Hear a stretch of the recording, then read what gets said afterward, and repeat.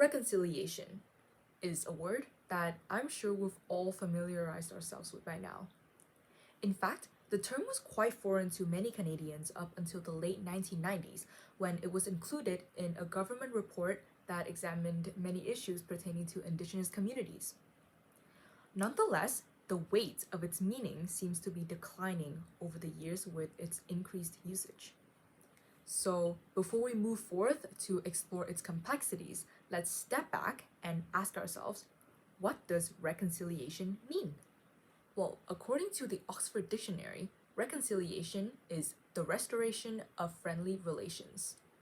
Within the scope of English First Peoples 11, reconciliation is arguably the most mentioned word as we educate ourselves on everything that it entails, from the complexities of history to the complicated relationship between the government, non-Indigenous Canadians, and Indigenous communities.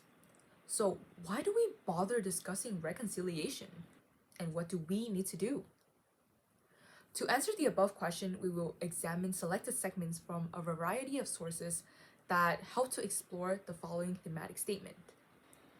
The journey towards truth and reconciliation is rooted in amplifying and understanding Indigenous perspectives, revealing the enduring impacts of colonialism while appreciating cultural resilience and advocating for justice.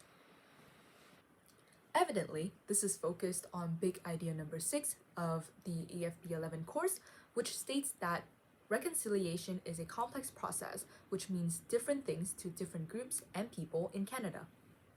The exploration of resources will guide us through the following key points for reconciliation. 1. Revealing the impact of colonialism, acknowledging the past. 2. Amplifying Indigenous perspectives, recognizing Indigenous voices in the present. 3.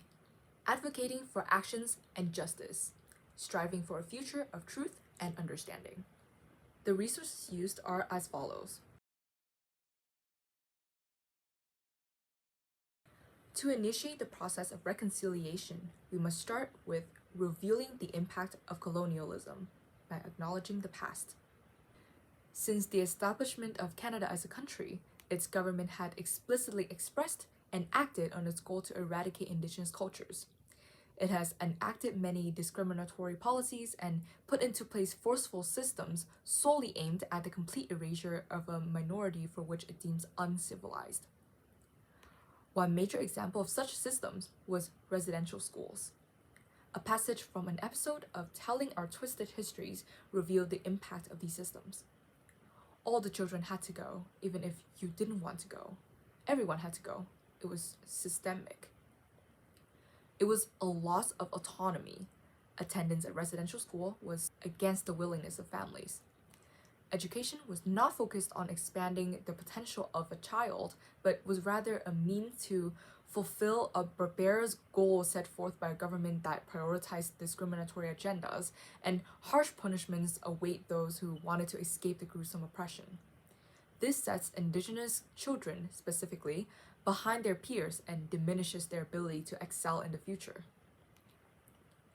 Beyond systems put in place to rid Indigenous children of connections to their culture, many Indigenous individuals were not recognized by the status that they align themselves with, as the government essentially dictates their identity by deciding whether one is worthy of the Indian status.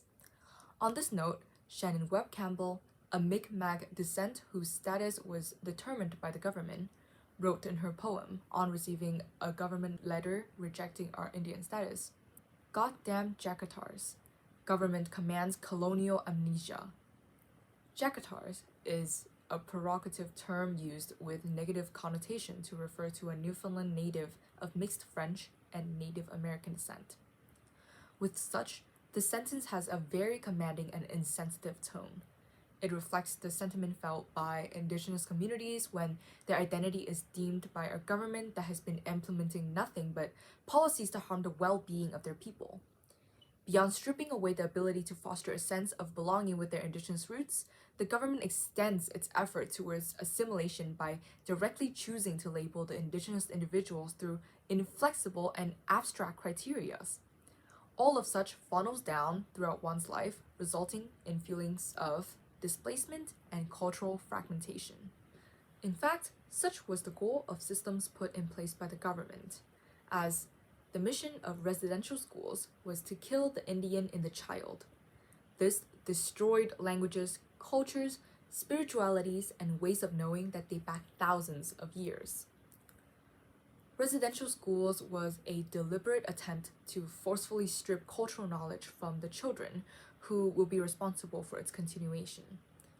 Such is also an assertion that Western cultures are superior and that those who uphold indigenous cultures are wrong and must be fixed, an idea that leads to the establishment of one too many anglicized names, webs of displaced identity. Colonialism results in forced assimilation, erasing indigenous languages and identities, leaving displaced individuals struggling to cope with feelings of being ostracized. Further compounded by policies that deny the legitimacy of indigenous identity and history, this leads to the understating of indigenous impact on society, as their contributions would not be labeled. For too long, the government has been enacting policies that serve as a tool to legalize the removal of indigenous people from their ties, making it psychologically and physically impossible for them to reconnect with their land and place, the elements that are so integral to their sense of self. With such outrageous attempts at cultural displacement and fragmentation, these not only affect one generation, but its intergenerational impact is immense. One of the most heartbreaking things about colonial schools is how it severed the links of intergenerational knowledge. In a few generations, ways of living were lost, deep knowledge of the land retreated, and languages all but disappeared. Knowledge, wisdom, and traditions were lost due to residential school. The system took away the possibility of oral storytelling, and without the ability to do so, future generations are unable to feel truly rooted in their cultures and cannot connect with older generations in their communities.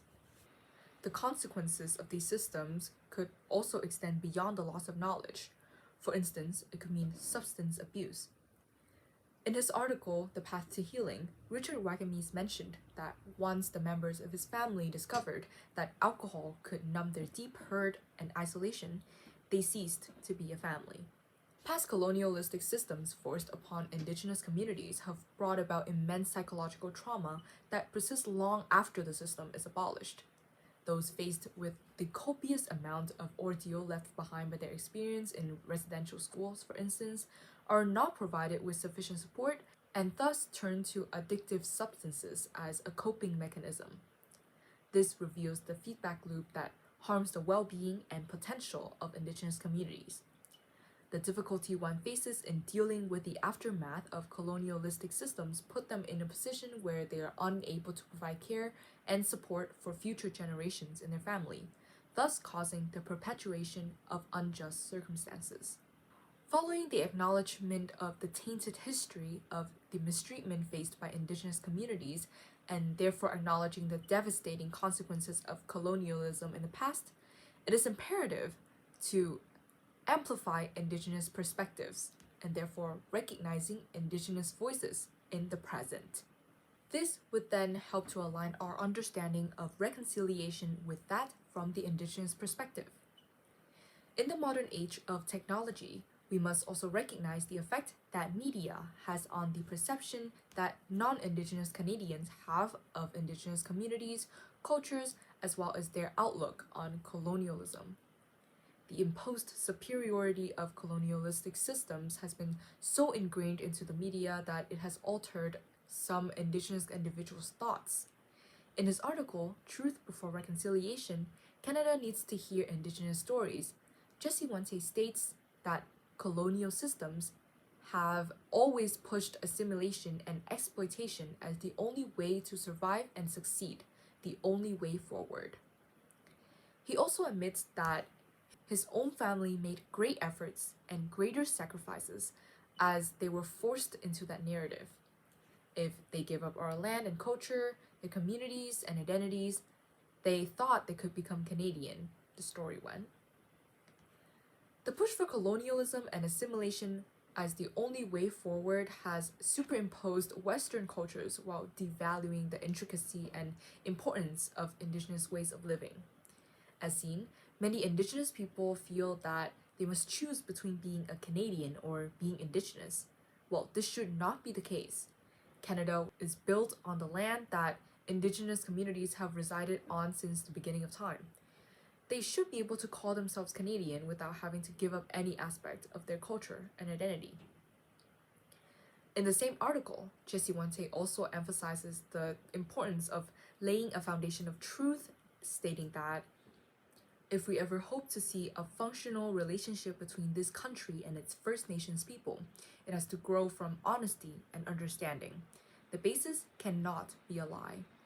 Laying that foundation will require Canada to face up to what it is, what it has always been. For decades, the government has spoken about reconciliation, yet practical actions remain largely absent. Institutions of powers must move beyond treating reconciliation as a performative task and instead commit to meaningful and sustainable efforts. Words alone will not suffice. Canada must also confront the deceptive narrative it often prides itself upon, a nation built on peace and progress. The country must acknowledge its wrongdoings and the darker corners of its history. This acknowledgement is not merely symbolic but essential for creating awareness of the urgency for reconciliation. Truthfulness is a crucial foundation upon which genuine progress can be built, and without it, efforts towards reconciliation will remain shallow and ineffective. While we magnify the truth, we need to ensure to educate ourselves on the beauty of Indigenous perspectives. As Donna states in Firekeeper's Daughter, it wasn't just generational trauma that got stored in our blood and passed along, but our resilience and language too. True reconciliation requires centering Indigenous voices to create a fuller narrative, one that moves beyond reducing their experience to victimhood and instead highlighting their resiliency and contributions to society. Colonial systems, such as residential schools, were designed to erase Indigenous languages, therefore undermining the vital aspect of cultural continuity and resurgence. Reconciliation must address the duality of trauma and strength that exists within Indigenous communities. This requires a holistic approach that emphasizes both healing and celebrating the ongoing vibrancy of Indigenous cultures. Efforts should focus on the empowerment and partnership, shifting reconciliation from a symbolic process to one that fosters meaningful change. Therefore, moving past amplifying and appreciating Indigenous perspectives in the present, the next and final step towards reconciliation is advocating for action and justice, striving for a future of truth and understanding. With so much of the non-Indigenous populations being so used to viewing Indigenous communities as simply remnants of a tainted past, we need to hear stories of healing, not just relentless retelling of pain, as stated by Richard Wagamese in The Path to Healing. It is important to spread awareness, educate, and inform people of the truth about all the trauma and sufferings endured by Indigenous people and the devastating consequences of colonialism. Nonetheless, it is important to move forward and not only limit our understanding of Indigenous communities to such pitiful connotations. We must tell stories that highlight the other aspects of Indigenous cultures. With that said, storytelling is an essential part of reconciliation. It helps us realize the similarities between different perspectives by learning about the different sentiments that we have on certain issues, both of which help to cultivate effective and open conversations.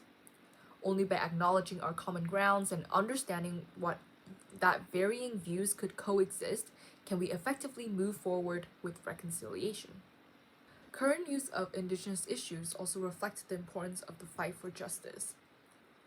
On June 4th, 2022, a man drove his pickup truck into a group of people who were marching to commemorate residential school survivors, striking and injuring 4, all done while he was shouting racial slurs. The hearing for this case had only been completed on September 24th, 2024, over 2 years after the incidents. This case is a step towards justice by acknowledging the discriminatory nature of the crime while highlighting the importance of holding individuals accountable for acts of violence rooted in racism. However, it also brings up the persistent delay and systemic failures in prosecuting crimes directed towards Indigenous communities.